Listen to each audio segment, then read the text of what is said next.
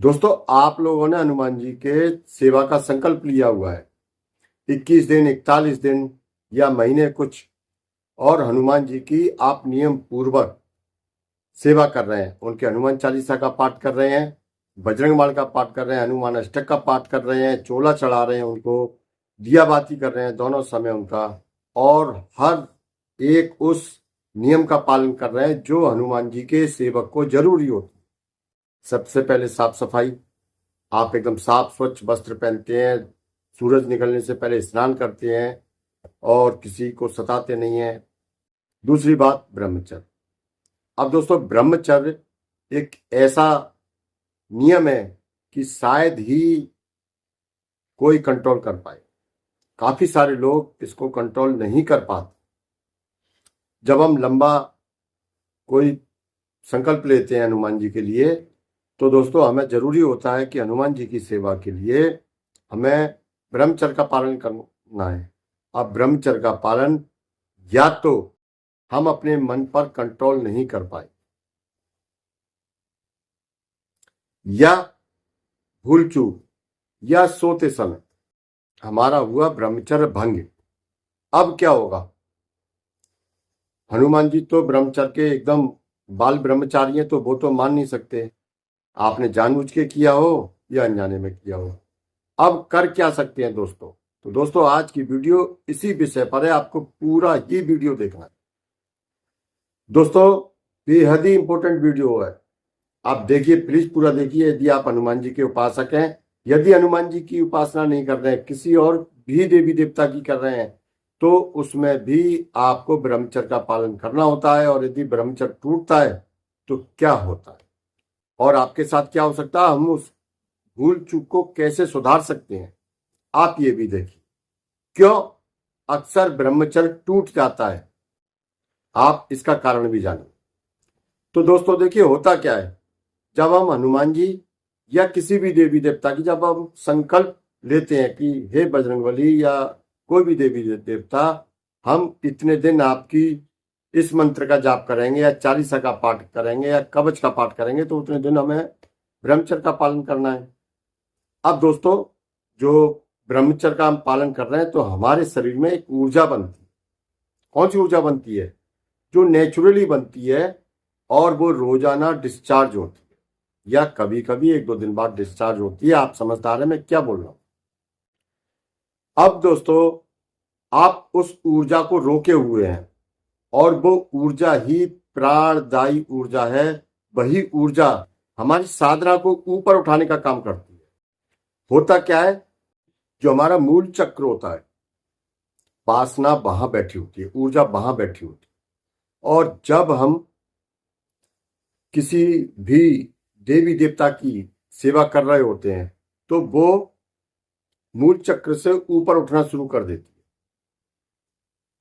अब हम पे डबल पावर आती है। एक तो जो हमारी अपनी खुद की है, जो कि रोजाना डिस्चार्ज होती है, और एक वो पावर जो हम देवी देवता की कर रहे हैं, सेवा कर रहे हैं, उनसे पावर मिल रही है। तो दोस्तों, हमारा शरीर थोड़ा सा डिसबैलेंस हो जाता है, उस ऊर्जा को संभाल नहीं पाता है, हम समझ नहीं पाते हमें क्या करना है क्या नहीं करना है।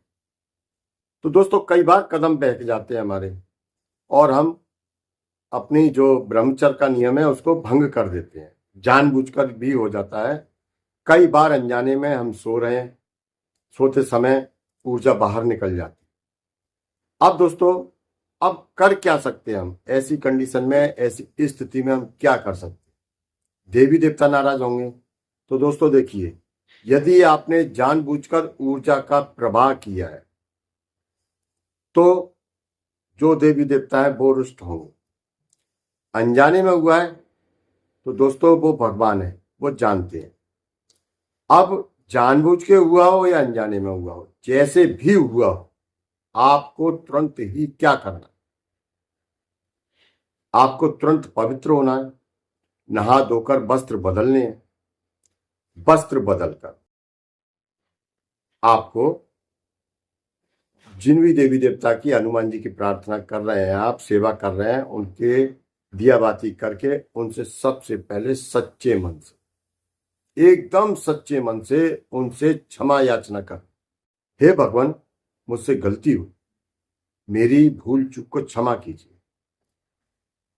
जो आप अपने शब्दों में बोल सकते हैं वो बोलिए। और दोस्तों, जैसे कि आपने 21 मंगलवार या 41 मंगलवार या जितने भी समय के लिए हो, और मान के चलिए आपने 10 मंगलवार के बाद आपका ब्रह्मचर्य भंग हुआ, तो अब जो 11वां मंगलवार वहां से फिर 1 से स्टार्ट कीजिए। वो नहीं जोड़े जाएंगे, वो खंडित हो गए। आप फिर 1 से स्टार्ट कीजिए। देखिए, कई बार क्या होता है, भगवान हमारी परीक्षा ले रहे होते हैं, ईश्वर हमारी परीक्षा ले रहे होते हैं, वो देवी देवता हमारी परीक्षा ले रहे होते हैं। जब हमारा ब्रह्मचर्य टूटता है, वो नहीं चाहते कि हम उनकी सेवा में आगे बढ़े, तो कई बार वो हमें अपने समय से इधर उधर कर देते हैं, जो हमारा समय साधना का होता है। कई बार हमें अपने स्थान से वितरित कर देते हैं, इधर उधर कर देते हैं, और कई बार इस प्रकार की भी हमारी परीक्षा लेते हैं। अब दोस्तों, ऊर्जा बन रही हो उस समय क्या करना है आपको? शरीर में ऊर्जा बन रही है, एहसास होता है कि हाँ भाई, मुझे काम शक्ति जागृत हो रही है। अब क्या करना है? तो दोस्तों, तुरंत ही वो जगह छोड़ देनी है आपको, थोड़ा सा टहलना है, थोड़ा सा ठंडा पानी पीजिए और थोड़ा सा टहलना है आपको। दोस्तों, टहलना है, और जिन भी देवी देवता का आप मंत्र का जाप कर रहे हैं, हनुमान चालीसा का जाप कर रहे हैं, जो भी आप कर रहे हैं, कवच का जाप कर रहे हैं, उन देवी देवता का आप नाम लेना शुरू कर दीजिए, नाम जप शुरू कर दीजिए। आप देखेंगे कुछ समय बाद वो ऊर्जा शांत हो रही है। अब कई बार क्या होता है दोस्तों, रात के समय दिक्कत आती है। तो यदि सर्दियां हैं तो आपको क्या करना है, घुटने तक पैर, पौनी तक हाथ धोकर कुल्ला दातुन करके सोना है, और अपने ईश्वर का, जिनकी आप साधना कर रहे हैं, उनका नाम लेकर सोना है। भगवान, मेरी परीक्षा नहीं लेना, मैं आपकी परीक्षा के लायक नहीं हूं, मैं परीक्षा नहीं दे पाऊंगा। और गर्मियों का दिन है तो आप नहाकर सोएं। अब इनमें सबसे महत्वपूर्ण बात कि शाम का खाना आधा खाना, क्योंकि कई बार हम शाम का खाना भरपेट खाते हैं तो शरीर में ऊष्मा पैदा होती है। अब जब ऊष्मा पैदा होती है दोस्तों, ऊर्जा पैदा होगी, तो दोस्तों ऑटोमेटिक ही हमारी साधना का चक्र गड़बड़ा जाएगा। क्योंकि आज नहीं तो कल, कल नहीं तो परसों हमें रात में सोते समय उस समस्या का सामना करना पड़ेगा। तो दोस्तों, इस प्रकार आप उस पाप से, अनजाने पाप से बच सकते हैं। और यदि जानबूझकर हुआ है, उससे का भी मैंने आपको समाधान बताया है। वो भगवान है, वो जानते हैं इंसान की दुश्वारियां, वो जानते हैं, वो आपको माफ करेंगे। लेकिन दोस्तों, माफी सच्चे मन से ही मांगनी चाहिए। दोस्तों, आपसे एक छोटा सा विनम्र निवेदन है कि आप वीडियो देखते हो, चैनल को सब्सक्राइब भी करते हो, लेकिन कमेंट में जय श्री राम, हर हर महादेव, जय बाबा अमर सिंह पवन की नहीं लगते। दोस्तों, बड़ा अच्छा लगता है भगवान का नाम लिखना, भगवान का नाम सुनना, भगवान का नाम पढ़ना। दोस्तों, मेरी बात आपको समझ में आई हो, वीडियो अच्छी लगी हो तो दोस्तों, चैनल पर पहली बार हो तो सब्सक्राइब, वीडियो को लाइक, कमेंट में जय श्री राम, हर हर महादेव या जय बाबा अमर सिंह पवन की जरूर लिखें। आज की वीडियो में केवल इतना ही। मिलते हैं हम अगली वीडियो में, तब तक के लिए जय राम।